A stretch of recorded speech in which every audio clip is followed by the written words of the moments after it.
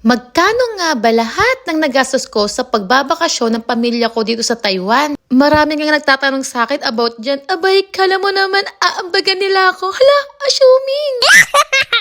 Ako si Tin, ang makulit na vloggerista ng Taiwan. Ngayong araw nga ay pag-usapan natin about sa kaperahan. Pero lilinawin ko lang sa inyong lahat, lalo na sa mga kamag-anak ko sa Pilipinas na hindi pa po ako mayaman. Yung vacation nila na to ay talaga nga naman pinaghandaan ko mula nung hindi pa ako nagbablog. Wow! Pinagandaan ka, alam mo naman talaga may red carpet. Konting silip nga tayo sa nakaraan. Nung bata pa po talaga kasi kami, nakita ko yung hirap ng magulang ko kung paano nila kami itaguyod.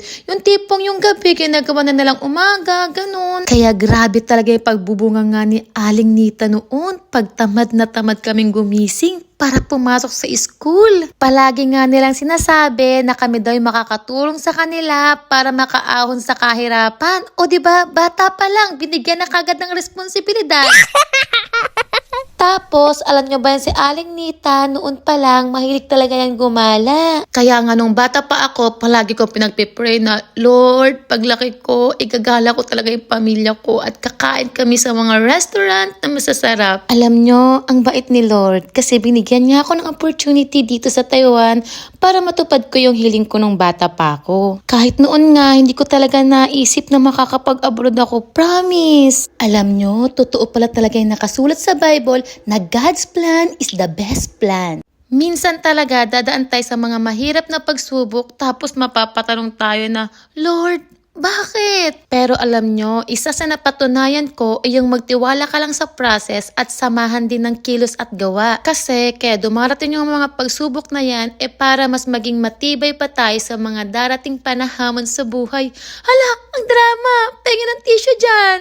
Teka, balik nga tayo sa topic natin. Pero bago yon, ano-ano nga ba yung mga lugar na napuntahan ng pamilya ko dito sa Taiwan sa loob ng 14 days? Isa nga sa napuntahan naming lugar ang Taipei 101 na hindi na namin inakyat yung pinakataas gawa ng malabo din naman yung view gawa ng winter. Tapos alam nyo ba, sa kakulitan ko, nakakalimutan ko ng senior na pala yung nanay ko. Naubos tuloy yung energy niya. Pero wag kayong mag-alala kasi pumasok pa rin naman kami sa loob ng Taipei 101. Hindi nga lang kami umakyat sa pinakataas nun. Okay lang naman, para baga makatipid-tipid. Teka, 600 per head nga ang entrance pag aakyat ka sa taas ng Taipei 101 kung ikaw ay bakasyonista.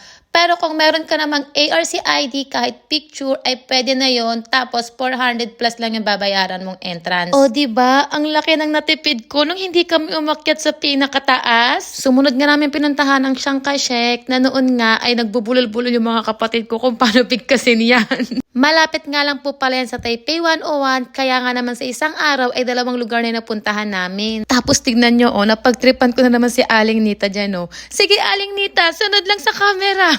Napuntahan nga rin po pala namin yung Alicia na kung saan ay 2 days and 1 night kami dyan. Gawa ng medyo malayo yan at medyo mahaba-haba yung biyahe, siguro mga 56 hours. Hala! Grabe naman sa ganun. Dito nga ay sinabi ni Aling Nita na super memorable daw talaga na experience na yan. Kasi first time niya po talagang ma-experience na matulog sa tent. O diba, kitang-kita sa camera kung paano kami nagsiksikan na parang sardina sa loob ng maliit na tent. Grabe, sobrang saya talaga na experience na yan. Medyo hindi namin nadama na winter, gawa ng siksikan kami. So medyo mainit-init dash. Tapos pagising namin, edi ngalay-ngalay na yung mga paa namin, diba? Dito nga ay experience din namin sumakay ng old train na pinagmamalaki ng Alician. Medyo hindi nga ako nakakuha ng mga video dito, gawa ng na-full na yung memory ng camera ko.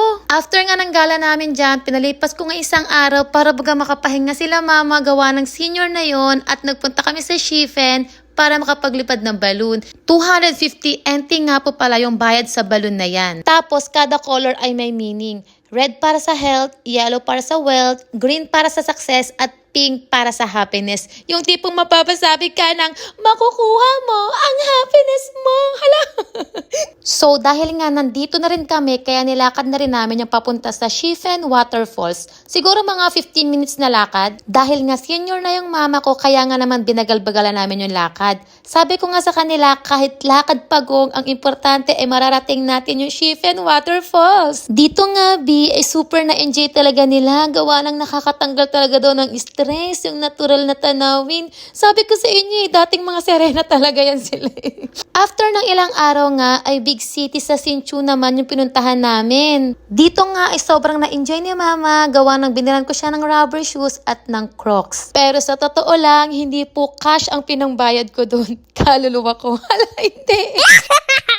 Dito nga po pala sa company namin, every holiday ay namimigay po sila ng Sogo na GC na pwede mong ipambayad sa loob ng Sogo Mall. So dahil 2 years na ako sa Greytech, medyo nakaipon-ipon na ako ng mga GC. Siguro mga 2 million na. Hala, grabe naman sa ganun. Ewan ko ba, basta tuwing makakatanggap ako ng Sogo GC, hindi ko siya talaga pinambibili agad-agad. Sa totoo lang, madalang lang po talaga ako mag-shopping sa mall. Para sa akin po kasi, kung okay pa naman yung isang gamit, hindi ko kailangan bumili ng bago. Alam nyo, mula nung nag-Taiwan ako, natuto na talaga ako maging kuripot.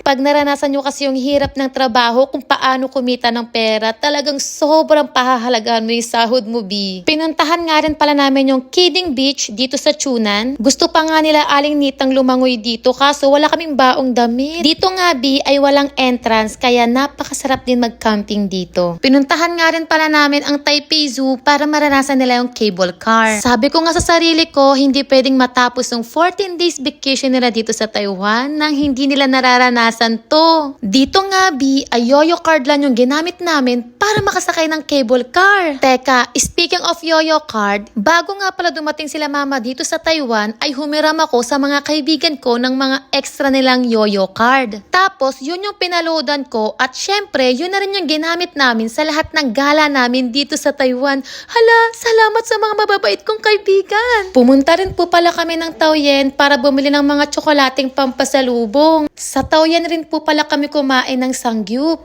Teka, 30,020 pesos nga po pala yung airplane ticket nila papunta dito sa Taiwan. Bale, round trip na po yun at 3 na po sila dun. Sa AirAsia nga po pala sila nag-book ng ticket. Bale, wala po silang na-indicate na luggage doon gawa ng nagtipid sila.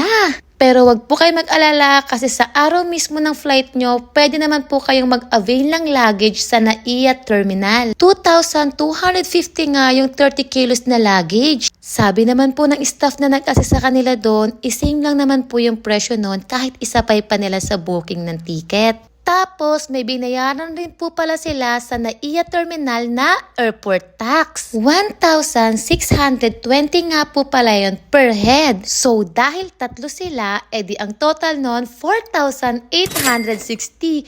Panes, sino ka dyan? Galing ko sa math. So, compute naman po natin ngayon yung nagastos nila sa Pilipinas. 30,020 pesos plus 2,250 plus 4,860. O, anong sagot? Magsalita kayo! Now na!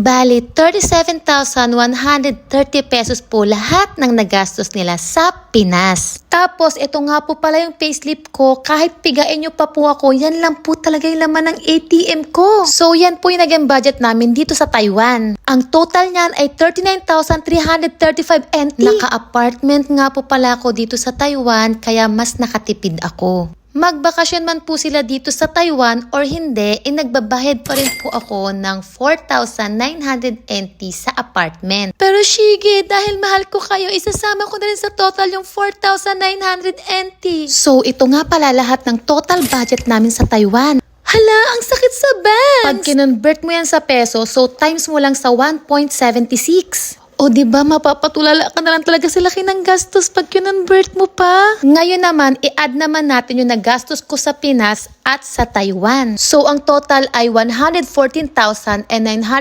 pesos. Wow! Or 65,331 sa NT. Lahat nga po pala ng gala namin ay DIY lang. Talagang yoyo card lang po talaga yung ginamit namin. Tapos, nagbabaon din po kami ng pagkain kapag nagala kami. Alam nyo, sa totoo lang, habang ine-edit ko yung vlog na to, sumakit talaga yung ulo ko kaka-compute. Kasalanan nyo to! Hala, nanisi! So, kung nagustuhan nyo po yung video, please like, share, and comment. Tapos, pa-follow na rin po ako sa FB page ko at pa-subscribe na rin po sa YouTube channel ko. Baka naman! Hanggang dito na lang po muna for today's video. Salamat!